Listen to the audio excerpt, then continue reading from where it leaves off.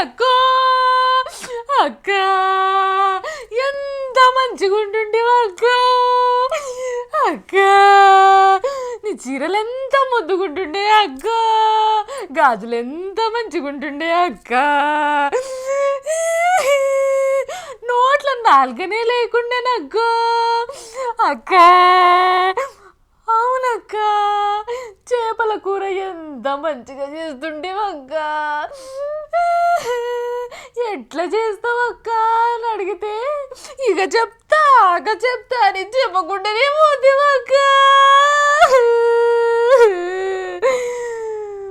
పార్థాయ ప్రతిబోధితాం భగవతా నారాయణేన స్వయం. పుట్టిన వానికి మరణము తప్పదు, మరణించిన వానికి జన్మము తప్పదు.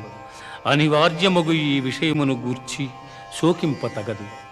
నన్నపునేని రాజకుమారి ఎంత మంచి మనిషి ఉండే. తెలుగుదేశం పార్టీ కోసం మస్తు కష్టపడ్డది పాపం.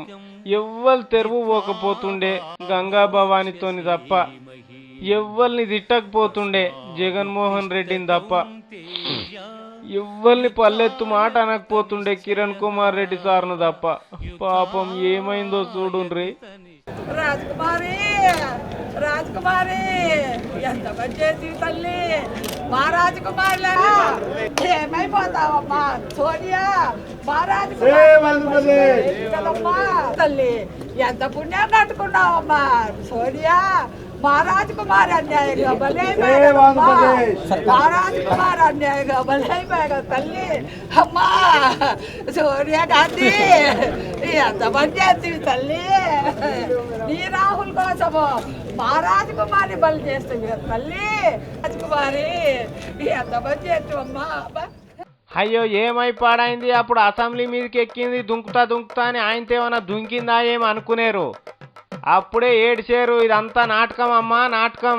రాజక్క బృందం ప్రదర్శించిన భక్త చీర్యాల నాటకం. పొద్దుగాలనే అసెంబ్లీ వాయిదా పడ్డది కదా. ఇక అప్పటికే టీలు టిఫిన్లు చేసి ఉండే. అసెంబ్లీ నడిస్తేనేమో అటొర్రి ఇటొర్రి అరిగించుకుందరు. పాపం ఏం చేయాలనో తెలియక ఇదో ఎంటర్టైన్మెంట్ ప్రోగ్రాం ఏర్పాటు చేసుకున్నారు. రాజక్క రాని లోకాలకు పోయినట్టు ఇద్దరు పక్కపంటి కూర్చొని నడమ ఇంకొక ఏడుపు. మస్తున్నదిలే ముచ్చట. అక్క జర ఇటాటు బొర్రు, ఇంకా కన్ఫ్యూజన్లు ఉన్నారు జనం. Very good. చూసిండ్రా? పార్థాయ ప్రతిబోధితాం భగవతా నారాయణేన స్వయం. పుట్టిన వానికి మరణము తప్పదు, మరణించిన వానికి జన్మము తప్పదు. అనివార్యమగు ఈ విషయమును గూర్చి శోకింపతగదు.